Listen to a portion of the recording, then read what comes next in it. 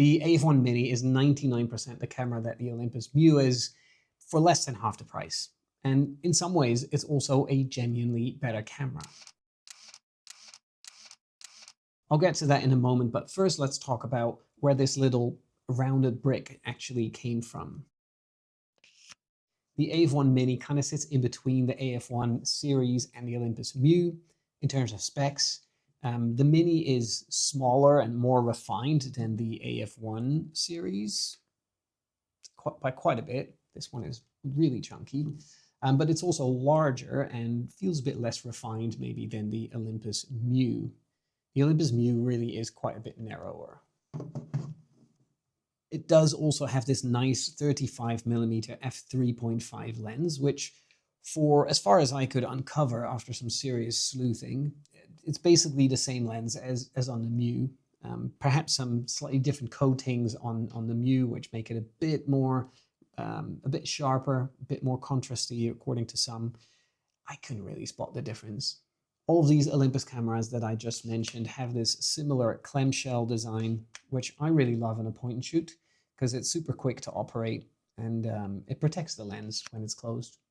The AF-1 Mini is a dead simple camera. It takes two box standard AA batteries, has active infrared autofocus, and it has a good automatic flash. And its flash performance is one of the reasons I think this camera is so underrated, but more on that later. Oh yeah, one more thing. Olympus also called it weatherproof, which is technically a fantastic feature for a bar camera or a camera that you want to take to the beach.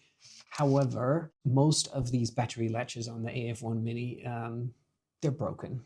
So, you know, I'm not going to put my faith in a 30-year-old weather sealing, especially with parts falling off. First of all, I love how carefree this camera makes shooting with it feel. And yes, a lot of that comes down to it being so cheap, but also the fact that it's really quite rugged.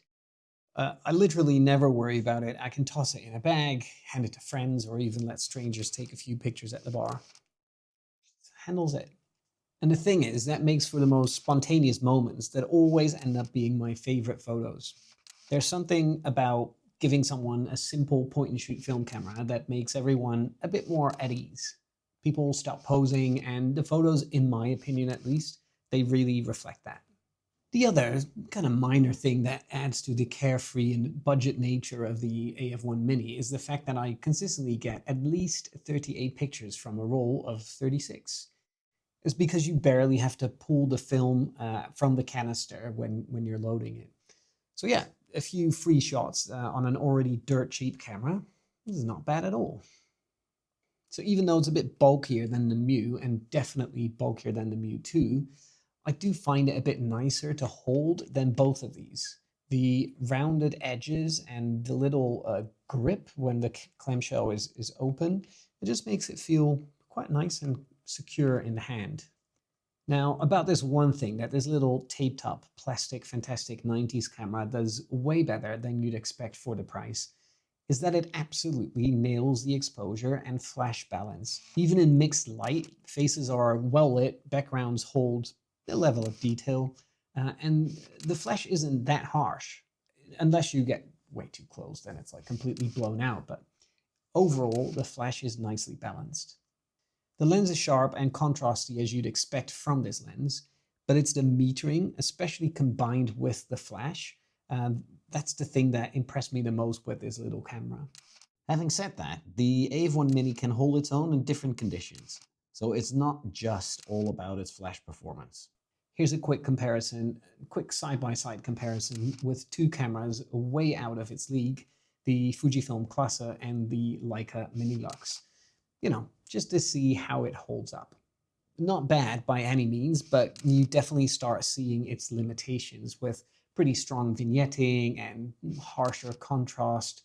The images don't feel as balanced as those fancy cameras, but you know, those cameras cost over 10 times as much as this one, so it's really not apples and apples. Shooting black and white, I think you get the best results from this camera. The solid flash mixed with the accurate exposure, it just gives you that gritty, energetic look that perfectly captures the vibe of a night out. The AF-1 Mini delivers images that just feel alive. And for me, that is what film photography and this camera in particular is all about. Of course, the Olympus AF-1 Mini is not perfect, but for a camera that can still be had for around 50 bucks, the flaws are, in my opinion, almost endearing, like that battery latch. First of all, the main complaint for basically every single 90s point and shoot is the fact that the flash fires automatically. So if you don't want it to fire, you have to press twice before you take your shot. For this camera, I don't find it an issue at all because I mostly use it at night and I want that flash to fire basically all the time. And then autofocus. I put this in the dislike section, but to be honest, autofocus is fine, especially compared to pricier point and shoots. It will miss sometimes, but I feel like the autofocus is actually a step up from the original MJU. The viewfinder is tiny and displays 0 info. However, it's not necessarily smaller than any of the fancier cameras. For some reason, all of these 90s point and shoots, they seem to have been in a race to add the smallest viewfinder they could find. Between these three, it's a toss-up. I don't like this one.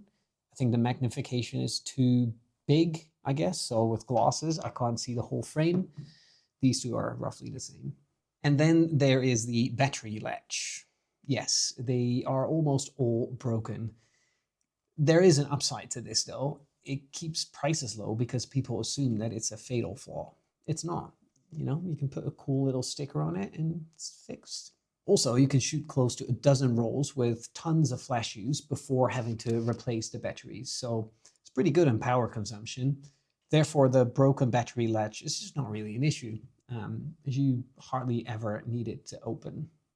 And that's it for likes and dislikes. Mostly likes, really. Even the dislikes, they're not too bad. In today's market, you should not be paying more than about 80 bucks for this one. Most sit between 40 and 80, sometimes a bit less if you get lucky. And honestly, don't worry about finding a mint one. They're better when they already look a bit rough. It's the kind of camera that, you want to have dinged up already, so you're not the first one to do it. The G.A.S meter is my very own unscientific rating system that helps you decide whether you should add this camera to your unnecessarily large collection. On my G.A.S meter, the Olympus AF-1 Mini gets a perfect 10 out of 10. It's my first ever 10 out of 10. Not because it's flawless, but because it's everything a good film camera should be. Affordable, capable, and toss-aroundable. You can buy one, you can shoot the hell out of it, and never once have to worry about breaking it. And yet, the photos that it produces can stand up to ones that are 5 or 10 times the price. If you can't find a decently priced AF-1 Mini, look for the original AF-1 or the AF-1 Super, which is this one. They share a lot of the same DNA and come with a 35mm f2.8 lens. They're just a little bit bulkier and somehow they feel a bit more old-fashioned to me.